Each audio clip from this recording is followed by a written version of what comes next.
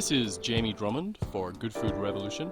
I'm in the vineyards of none other than Geoff Heinricks. How are you? Nice to see you again, Jamie. It's been a long time. Yes. Now, tell me a little bit about what's been going on in your world, the wines you've been making, and what's happening in the county.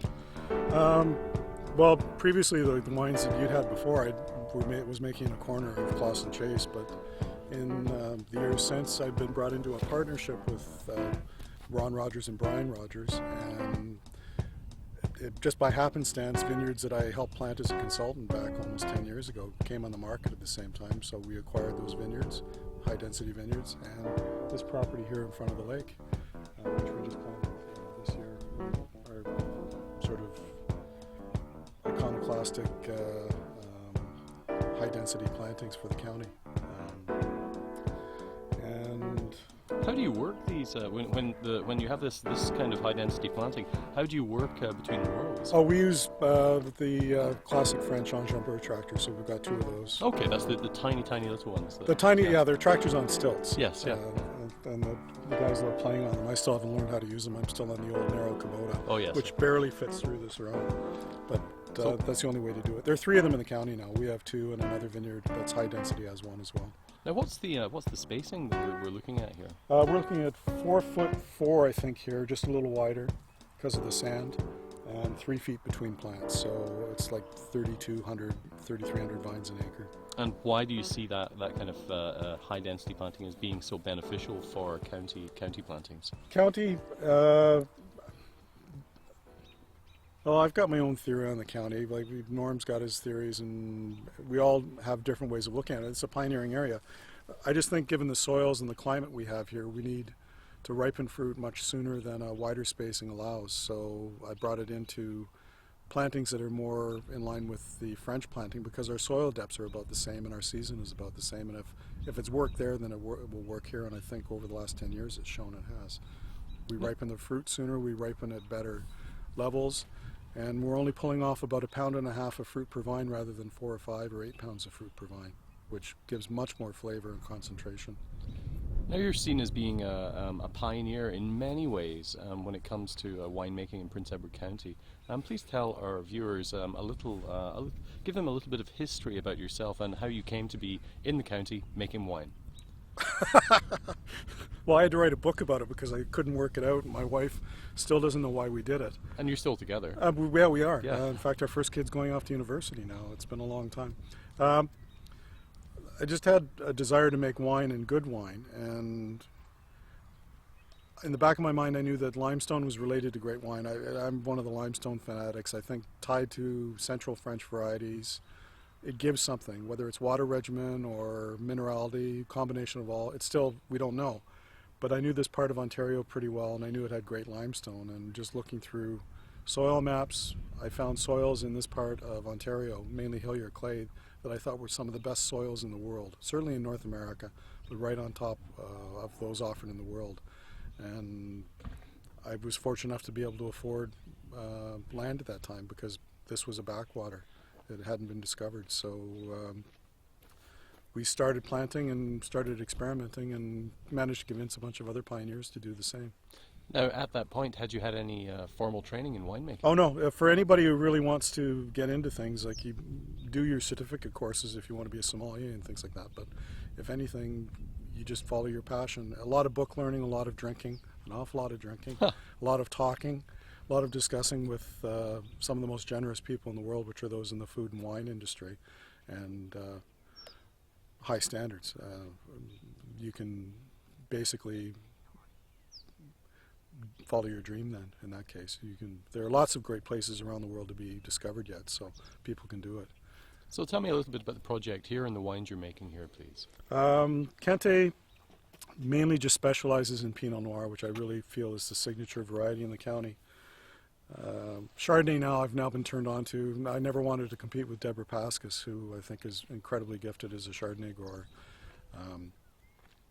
But I made my first Chardonnay was just so easy compared to Pinot Noir, and it does well on our soil. That we've got about 5 acres of Chardonnay here as well on the east side, and a bit of Melon de Bourgogne, which it's an underrated variety, but it raises the hairs on back of my Yes, neck yeah. when well made.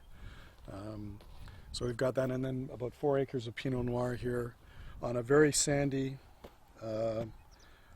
glacial outwash, this ridge here, which will produce a different type of wine compared to the ballsier Pinot Noir we get off of the Hillier clay, which is a really nice mix of Montmorillite clay and limestone fragments, and it's only about 12, 18 inches deep.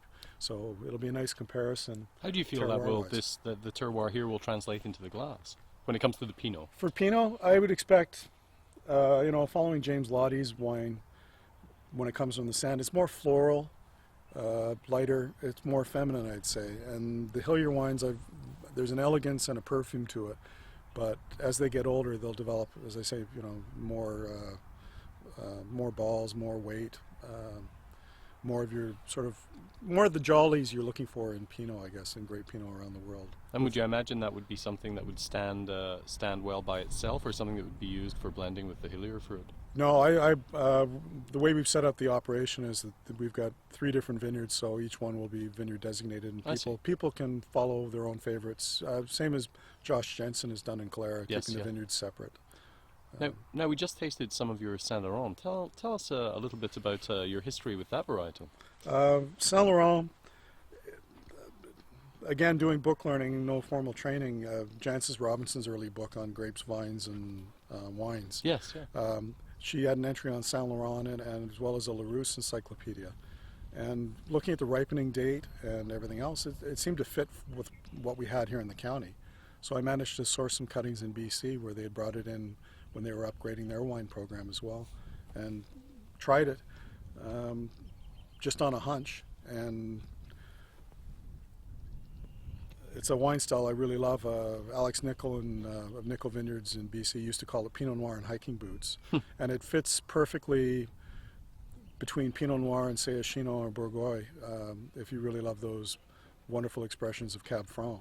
So you get sort of those sort of jollies. It may be a Pinot Noir seedling, we don't know, but it's a different type of joy in the glass. I've always felt there was some familial link between Pinot Noir and Saint Laurent, because I've tasted Saint Laurent blind before and been fooled into thinking it were a Pinot.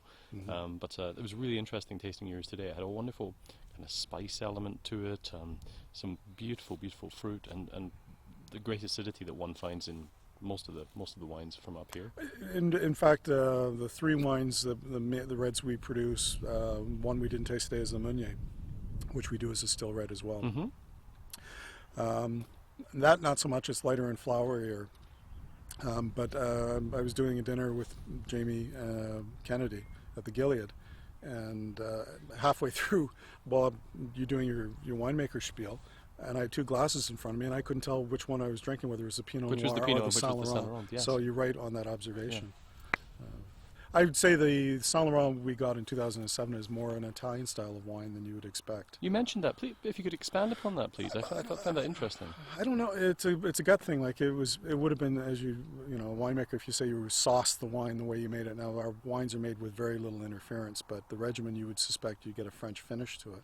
But there's a dustiness, an earthiness, A rusticity, a rusticity to perhaps? it, exactly, that I think is more Italian.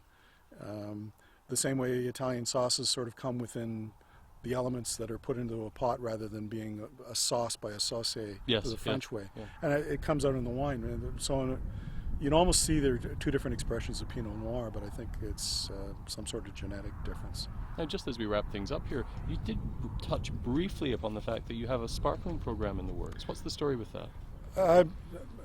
The county climatically has always been like sort of a weird jumped up crash together of Burgundy, Chablis, and Champagne when you look at the climate data. I'm not saying that that's what our wines will be like, but I'm just looking at comparisons.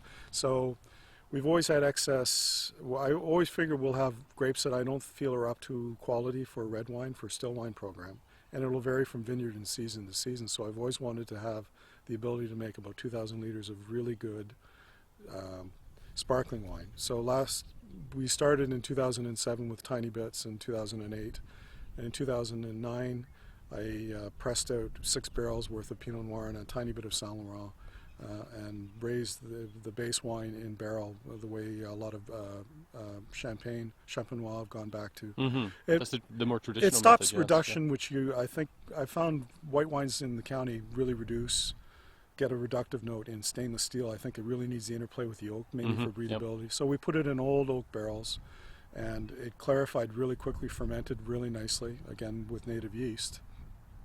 And it's ready for amalgamation and bottling in the spring for secondary fermentation. I think it's going to be an eye-opening sparkling wine. Fantastic. So it takes a considerable investment, both in time and in resources, to start a sparkling program. But starting a vineyard does as well. Yeah. So, but again, if you got the building blocks, it's like doing the botrytis wine. Like you do with what nature gives, and if you're given something you recognize as making a type of wine style you enjoyed, and you think you can do it, then I think you have to go for it. If you wouldn't mind explaining briefly something about the botrytis Pinot Noir that we just tasted. Well, you could probably describe it better. I'm looking forward to your notes on it. But Hillier gets fogs in the slopes in the county, in the interior as well, just because of the way the temperature varies, and it's always worried me, because it's right around ripening time in September and October, but the great botrytis areas in the world get the same thing. So in the back of my mind, I've always thought that if we get botrytis, we'll turn the Noble Rot into botrytis wine, and it happened in 2004, and I made a small amount. And 2008 was a terrible year in the vineyard. People were dropping fruit all over here and in Niagara. But the one vineyard we have faces north, holds the fog in the morning, burns off in the afternoon nicely, and we had a really nice progression in our botrytis to Noble Rot. So I convinced the pickers to pick it and separate it, and it was a learning curve for them because it's the most disgusting thing they've ever seen. You had to jam it in their mouth so they could taste the concentration of sugar and flavor in there. And we pressed it out and made 6 barrels of botrytis wine, which stylistically I'd say is maybe like a Rooster Osbrook. In the glass, people may think it looks like Tokai because it's got that fiery golden color, but it's something particularly unique, and I think really is a terroir-based wine. Well, I'm looking forward to seeing that in the restaurants of Toronto, and actually on my dinner table. On your dinner? Well, that's where it should be, right? Where would, if people were interested in trying some of your wines, where would they find out a little bit more about the winery and the distribution of your wines? The website would be the best way this day and age. Brian Rogers handles sales and the sales contact.